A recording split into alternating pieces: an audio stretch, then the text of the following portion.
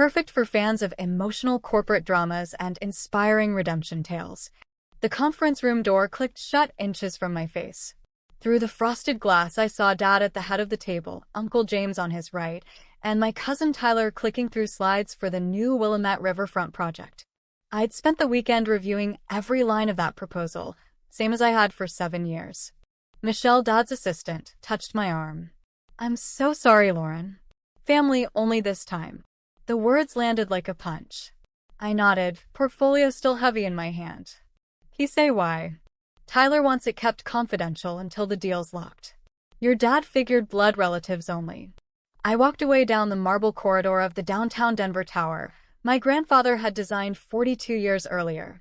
Reynolds Commercial Group occupied the top 3 floors. What nobody inside that room knew was that through carefully layered holding companies, all filed properly with the SEC, I owned 51%.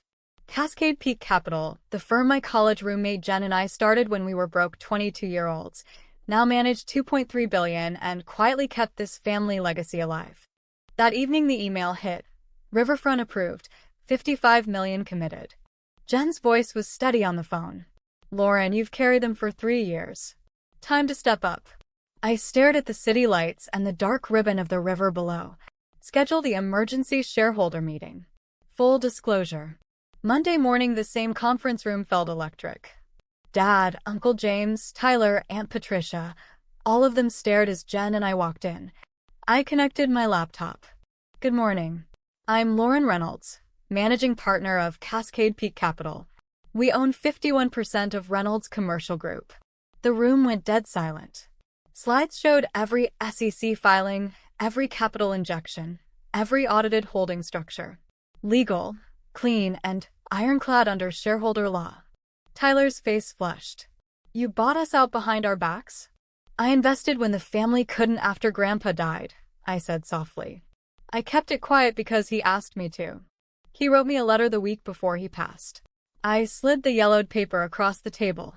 Dad's hands shook as he read Grandpa's words. "Let them underestimate you. The quietest voice often understands the numbers best." Tears slipped down Dad's cheeks. "All this time you saved us?" "I did it because I love this family," I whispered. "And because Grandpa asked me to protect what he built. Not to control it, to keep it whole." The next 2 weeks weren't easy, but they were honest. Tyler admitted the original numbers were optimistic. We sat together, real family dinners, late nights at the office, redesigning the riverfront into something sustainable that would actually create jobs and honor the neighborhood. Uncle James hugged me for the first time in years. Dad showed up at my apartment one night with takeout and said, "I was wrong to keep you on the sidelines. You're the reason this company is still standing." 3 months later, I took the seat beside Dad as Chief Strategy Officer. Tyler now runs the redesign project with real market data instead of just vision, and he calls me for advice. Grandpa's framed letter sits on my desk, reminding me every day, the strongest legacies aren't built by hiding power, they're built when everyone's voice is finally heard. In family and in business, the truth doesn't divide us. It lifts us.